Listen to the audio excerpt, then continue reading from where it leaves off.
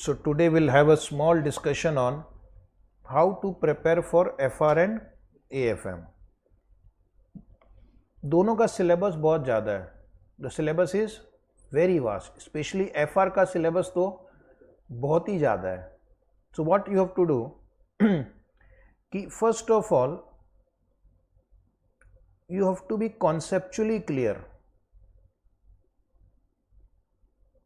Conceptually clear मतलब you have to understand the concept और उसका ट्रीटमेंट क्या होना चाहिए. ध्यान से पढ़ेंगे तो हर चैप्टर में क्या क्या कॉन्सेप्ट है और उसका ट्रीटमेंट क्या देना है हमें, वो आपको पता होना चाहिए. Conceptually clear. जैसे मान लो PPE है तो उसमें भी 10-20 जो भी आइटम है, कॉस्ट में क्या आता है, ठीक है, डेप्रीशिएशन के क्या क्या उसमें रूल्स हैं, सेल करने पे प्रॉफिट क्या निकालना है, रेसिडुअल वैल्यू क्या होता है, टी कमीशनिंग कॉस्ट का एडजस्टमेंट क्या है, ये जितने भी छोटे छोटे पॉइंट्स हैं, बहुत सारे पॉइंट्स हैं, उसका आपको कॉन्सेप्चुअली क्लियर होना चाहिए कि इसका ट्रीटमेंट क्या होता है. मैंने एक एग्जाम्पल दिया. उसी तरह फाइनेंशियल इंस्ट्रूमेंट में भी बहुत सारे कॉन्सेप्ट हैं, तो हर एक कॉन्सेप्ट का आपको कॉन्सेप्चुअल क्लैरिटी होना चाहिए कि ये आज एडजस्टमेंट आया तो मैं इसका ट्रीटमेंट क्या कर सकता हूँ. ओके. सेकेंड थिंग है practice. A large number of problems, large number and varieties of problem. जो आज मैं स्टूडेंट्स कम्युनिटी में एक प्रॉब्लम देख रहा हूँ कि वो बहुत ही लिमिटेड नंबर ऑफ क्वेश्चंस देख रहा है. अनफॉर्चुनेटली बहुत सारे जो टीचर्स हैं, मेंटर्स हैं, वो भी आपको बोलते हैं ये मॉड्यूल के क्वेश्चंस कर लो, ये मत करो, ये इम्पॉर्टेंट है, ये लेस इम्पॉर्टेंट है, ये मॉडरेट इम्पॉर्टेंट है. ऐसा बोलना ही गलत है. कुछ भी लेस इम्पॉर्टेंट नहीं है, कुछ भी मॉडरेट इम्पॉर्टेंट नहीं है, सभी इक्वली इम्पॉर्टेंट है. आप पेपर देखोगे तो कब कौन से टॉपिक में ज़्यादा वेटेज आएगा और कब कम आएगा हम कुछ नहीं बोल सकते हैं. जैसे जनरली टीचर बोलेंगे फाइनेंशियल इंस्ट्रूमेंट बहुत इंपॉर्टेंट है, कुछ एग्ज़ाम में 1 मार्क का भी क्वेश्चन नहीं आता है और आपने अपना पूरी एनर्जी वहाँ लगा दी और एग्ज़ाम में क्या आता है, AS2 पे, इंड AS 2 पे आ गया, इन्वेंट्री पे आ गया, इंड AS 10 पे आ गया, PPE पे आ गया और आप उसमें ही गलती कर जाते हो फिर, क्योंकि हो सकता है आपने पढ़ा ही नहीं हो या उतने इंपॉर्टेंस नहीं दिया हो. इसलिए सारे टॉपिक्स को करना है और उसके जितने भी कॉन्सेप्ट हैं उसको आपको करना है, चाहे वो FR हो या AFM हो.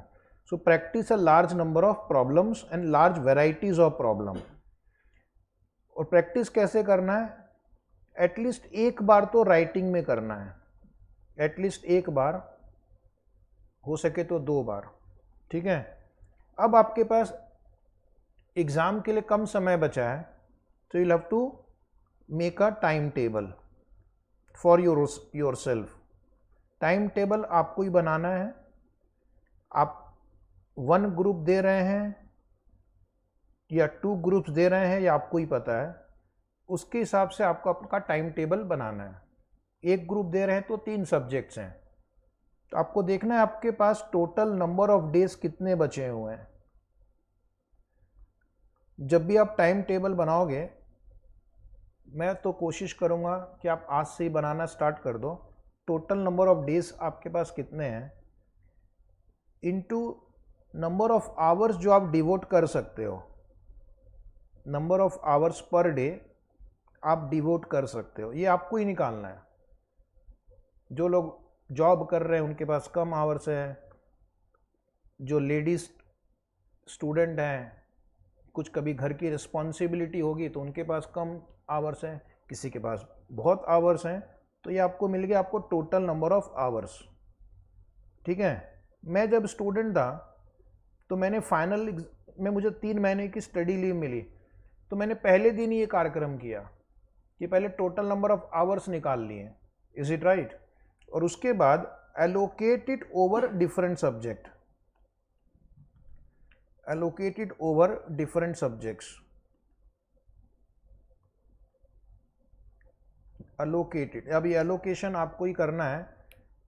तो according to the length of the syllabus, अब तक आपको अंदाज़ा लग गया होगा कि कौन से सब्जेक्ट्स में कितना टाइम लगता है।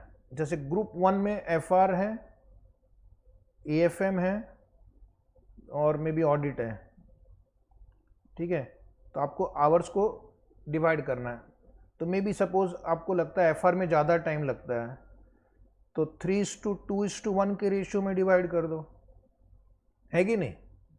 एफआर में टाइम ज़्यादा लगेगा एएफएम के मुकाबले, एएफएम में टाइम लगेगा ऑडिट के मुकाबले थोड़ा ज़्यादा ही लगेगा। तो इस तरह से अपने टाइम को एलोकेट करना है। And at least revise twice, 2 bar revision करना है कम से कम। मैंने एटलीस्ट लिखा है, मतलब 2 बार रिवाइज करना है आपको। ऑलरेडी अगर आपकी एक रीडिंग हो चुकी है तो अब आपको 2 बार रिवाइज कर लेना है, ठीक है। और रिवाइज करते समय इसका ध्यान रखना है, आपको अपने जो आवर्स एलोकेट किए हैं, मैंने सिर्फ एक ग्रुप का लिखा है, अगर 2 ग्रुप कर रहे हैं तो उसके हिसाब से आपकी प्लानिंग करनी है, ओके। अब आपके सिलेबस में एमसीक्यू पर भी वेटेज आ गया है, 30 मार्क्स का वेटेज है। ये मेक और ब्रेक है, मेक और ब्रेक, यानी आप चाहो तो पूरे 30 आउट ऑफ 30 भी ला सकते हो या बहुत कम भी आ सकते हैं। तो एमसीक्यूज का जो इंस्टीट्यूट के एमटीपी में जो पैटर्न देखा गया है, वो यूजुअली आपकी स्टडी मटेरियल का कोई क्वेश्चन ही है, उसी क्वेश्चन को उन्होंने एमसीक्यू में कन्वर्ट कर दिया है। Is it right. जैसे कन्वर्टिबल बॉन्ड है, तो हम क्लास में क्या करते हैं, कन्वर्टिबल बॉन्ड में आपको बोलते हैं calculate straight value of the bond, calculate downside risk, calculate premium over straight bond value. अब वही क्वेश्चन नीचे एमसीक्यू में आ रहा है, ठीक है। म्यूचुअल फंड का कोई एक क्वेश्चन है, उसमें लिखा है म्यूचुअल फंड ए का एनएवी क्या है, बी का एनएवी क्या है, सी का एनएवी क्या है, या उनका रिटर्न क्या है, number of days of investment क्या है। सेम क्वेश्चन क्लास में किया हुआ है। तो जो मुझे समझ में आ रहा है कि आप अच्छे से सारे न्यूमेरिकल करके जाओ, क्योंकि अब कोई क्वेश्चन एमसीक्यू के रूप में भी बनकर आ सकता है, ओके। क्या थियरी इग्नोर करना चाहिए? नहीं, थियरी पे 20 मार्क्स का वेटेज है, थियरी पे 20 मार्क्स का करीब वेटेज रहेगा एएफएम में। डायरेक्टली थियरी क्वेश्चन है, ओके, डायरेक्टली थियरी क्वेश्चन है। Right a note on sustainable development, how value at risk is useful for different industries. तो ऐसे कुछ भी डायरेक्ट क्वेश्चन आएंगे। तो जब आप रिवाइज करते हो तो थियरी भी पढ़ना, 30 मार्क का एमसीक्यू और 20 मार्क की थियरी, 50 मार्क्स। ये आपको पास कराने में बहुत मदद करेगी, और इसमें आपको कोशिश करके 40+ स्कोर करना ही है। इतना अच्छे से कर लिया तो पहला जो रिस्क होता है 40 का वो हो गया, और उसके बाद जो बाकी जो 50 मार्क के करीब न्यूमेरिकल क्वेश्चंस है, अराउंड 50 मार्क्स, उसको अच्छे से करना है। अब वो क्वेश्चन के लिए जैसा कि मैंने ऊपर ऑलरेडी कह दिया कि you have to practice a large number of questions. जो मुझे समझ में आ रहा है, most of the questions are repeated questions, most not all, ध्यान रखना, not all, most of the questions are repeated from 1 study module, 2 RTP, 3 past exams. Fortunately FR और एएफएम में पुराना सिलेबस और नए सिलेबस में बहुत डिफरेंस नहीं है। एफआर में सिर्फ 2 चैप्टर ऐड हुए, 2 डिलीट हुए, ठीक है। 2 थियरी टॉपिक, पहले सीएसआर था और एक क्या था, इंटीग्रेटेड रिपोर्टिंग, वो हटा दिया, और उसकी जगह अभी response ethics and responsibility of accountant करके एक आ गया है, और अकाउंटेंट एंड टेक्नोलॉजी आ गई है। उसको पढ़ के जाना है, उसी में से आएगा, जो भी आपकी मॉड्यूल में लिखा है ना वो उसी में से आएगा, उससे मिलता जुलता आएगा, डोंट वरी। और एक एमटीपी मैं लिख रहा हूँ, बट एमटीपी के क्वेश्चन ऑलरेडी रिपीटेड ही रहते हैं। एमटीपी में कुछ ज़्यादा नया क्वेश्चन दिखता नहीं है, बट फिर भी आपको ये करना है। तो यूजुअली आपको सारी ये सब मिल जाएगी एक जगह पे। हमने क्लास में नोट्स में तो सारे कवर कर लिए हैं, तो यू कैन डू दैट। और you can by the practice booklet, compiler, जिसमें सारे क्वेश्चन आपको मिल जाते हैं। समय कम है इसलिए बाहर की रेफरेंस बुक पढ़ने का उतना टाइम अभी है नहीं, और वैसे ये काफ़ी बड़ा कवरेज हो जाता है इसमें, तो इसके बेसिस पे आपका हो जाएगा। ठीक है। तो सेकेंड थिंग आपको ध्यान में रखना है कि you have to sleep well so that आपकी हेल्थ ठीक रहे। दूसरी चीज़ है कि आपका जो स्लीपिंग पैटर्न है इस ढंग से होना चाहिए कि कोई एग्ज़ाम में वो वही फॉलो करें, same sleeping pattern which you will follow in the exam.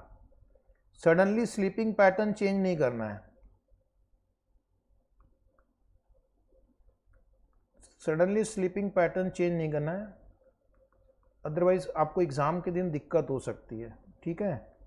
फिर ईट वेल, कुछ लोग खाना पीना बंद कर देते हैं टेंशन के मारे, वो सब बिल्कुल नहीं करना। जो भी आपकी नॉर्मल फूड हैबिट्स है वो आपको कंटिन्यू करते रहना है। और do not take any stress. ये मैं रोज बोलता हूँ, लेकिन आप माने नहीं माने, पर्सन टू पर्सन वेरी करता है स्ट्रेस लेवल कितना हैंडल कर सकते हैं।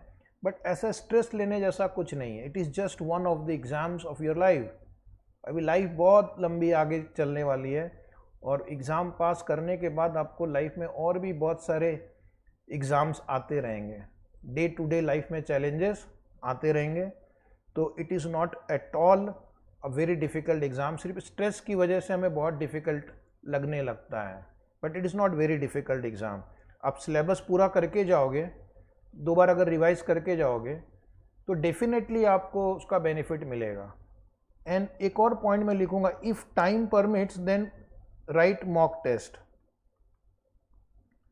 If time permits write mock test. Mock test आपको कोई भी मॉक टेस्ट जो कंडक्ट कराते हैं, you can write mock test in last month of the exam, not 2-3 महीना पहले से मॉक टेस्ट लिख के कोई फ़ायदा नहीं, because you are not prepared.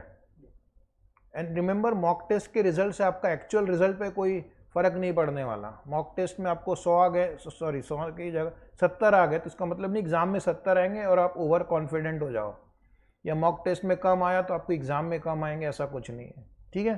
So mock test लिखने का पर्पज़ है कि आपको एक थोड़ी प्रैक्टिस हो जाती है कि एक्चुअल एग्ज़ाम में मैं कैसे लिखना है, कैसे क्वेश्चन आएंगे, 3 घंटा कैसे करना है।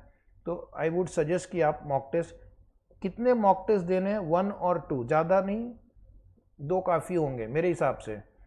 1 या 2 मॉक टेस्ट आपको हर एक सब्जेक्ट का, अगर time permits, you should give, so that directly exam में जाकर प्रैक्टिस ना हो जाए। It is just like a practice for the exam. तो गिव 1 और 2 मॉक टेस्ट।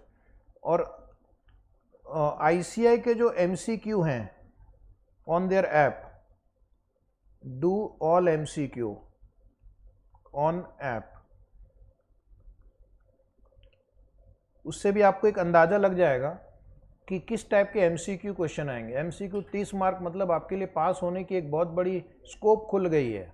मेक और ब्रेक है, अच्छे से किया तो पूरे 30 के 30 भी आ सकते हैं। तो जो भी ICI का एटलीस्ट जो MCQ अवेलेबल है वो कर लीजिए। उसके अलावा जो भी दूसरे सोर्सेस से MCQ मिल सकते हैं, that also you should practice.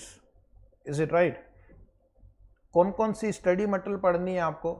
इस वक्त एक्सपेरिमेंट कुछ नहीं करना है, जो है वही पढ़ना है। जिस भी टीचर को, ऑथर को आप फॉलो कर रहे हैं, उसी को फॉलो करना है। अदरवाइज सिंपली इंस्टीट्यूट के जो भी पब्लिकेशंस हैं, एटलीस्ट वो आप फॉलो करना है। Study material, past exams, RTP, MTP। Okay. इस स्टेज पर आकर टीचर को चेंज करना, ऑथर को चेंज करना कोई मतलब नहीं है। क्या हमें यूट्यूब पे वीडियोस देखकर रिवाइज करना चाहिए? I strictly say no to you. Do not follow any YouTube video at this stage now. कोई फ़ायदा नहीं होगा। 7 घंटे वीडियो देखने से अच्छा अगर आप 7 घंटे खुद ही पढ़ लेंगे ना, तो आपकी खुद की स्किल डेवलप होगी और खुद का नॉलेज बढ़ेगा। बिकॉज यूट्यूब में इतने फास्ट वीडियो देखकर आपको कितना ग्रास्प होता है आई डोंट नो। और ये जो सब्जेक्ट्स हैं FR AFM, इसमें आपकी खुद की प्रैक्टिस चाहिए। तो यूट्यूब में आप आंसर किसी को बनाते हुए देखकर आपको कुछ नहीं होने वाला, वो बना रहा है आंसर, आपको आंसर खुद डेवलप करना है। इसलिए your practice is more important. Okay, YouTube पे कोई मोटिवेशनल वीडियो नहीं देखना है, ठीक है? 2-3 दिन तक इफेक्ट रहता, बाद में वापस ख़त्म। इसलिए please YouTube, Instagram, Facebook, Telegram सब बंद करना है, ठीक है? जो इंस्टीट्यूट का सिर्फ पब्लिकेशन है उतना ही पढ़ना है, उसी को रिवाइज करना है। मैंने भी रैंक लाया था।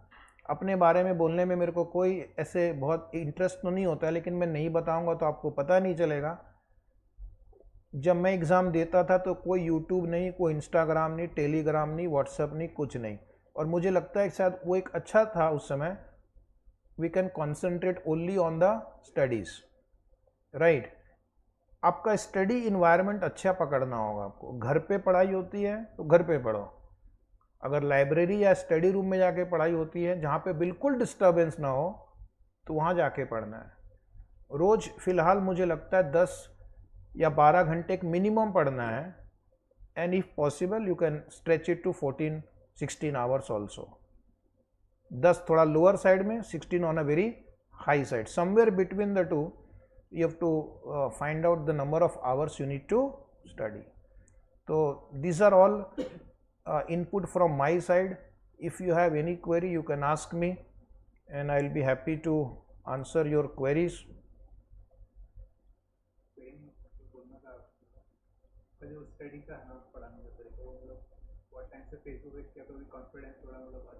Okay, so सिर्फ इसी को रिवाइज करना है अभी, कोई नया चीज़ ट्राई नहीं करना लास्ट मिनट में। RTP में अगर कोई क्वेश्चन आ गया जो आपको नहीं आता है तो चिंता नहीं करनी है, ठीक है? 1-2 क्वेश्चन अगर RTP का आपको लगता है डिफ़िकल्ट है तो कोई बात नहीं, it's okay, don't bother much. Student पूछ रहे कि मैंने कितने घंटे पढ़ाई की।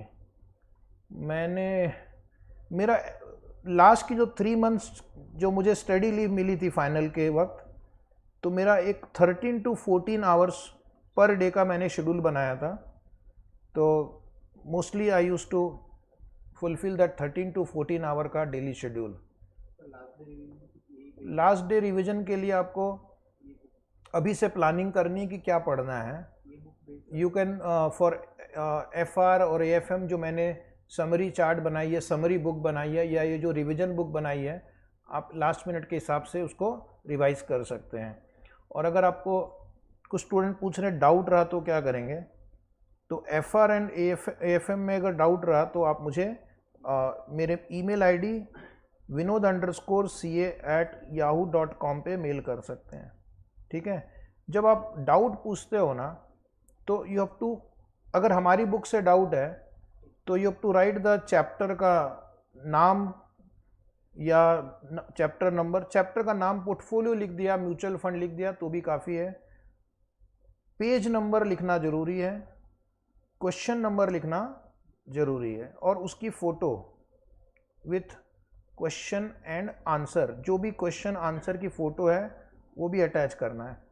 ये इसलिए मैं बोल रहा हूँ कि मैं अगर ट्रैवल भी करता रहता हूँ तो मैं रिप्लाई कर देता हूँ, क्योंकि क्वेश्चन कई बार स्टूडेंट लिखता है sir 56 number question of portfolio, I am not able to get this answer, लेकिन मेरे पास बुक ही नहीं है पोर्टफोलियो की उस समय, तो मैं रिप्लाई नहीं कर पाता हूँ। लेकिन आपने फ़ोटो डाला ना तो मैं देख के समझ जाता हूँ कि ये क्वेश्चन है इस बच्चे का, तो आंसर कर सकते हैं। अगर आप ICI के मॉड्यूल से क्वेश्चन पूछ रहे हैं तो भी वही करना है, ICI के मॉड्यूल का chapter number, page number, question number और फोटो देनी है, ठीक है? बिकॉज मुझे क्वेरीज आती, बच्चे पूछते सर ICI में वो ये डाउट है मेरा, लेकिन वो कौन सा पेज है, कहाँ है, नहीं पता। 4-4 मॉड्यूल है शायद उनकी, और मैं मॉड्यूल लेके हमेशा घूमता नहीं हूँ साथ में ना। अभी मैं यहाँ से घर चला गया लंच के लिए, मेरी आज की बैच मान लो ख़त्म हो गई, तो मेरे पास अब मॉड्यूल नहीं रहेगा पूरे दिन भर, या मैं ट्रैवल कर रहा हूँ ठीक है, तो always give the reference properly to get the quick response. और आपको स्पेसिफिक क्वेश्चन पूछना है।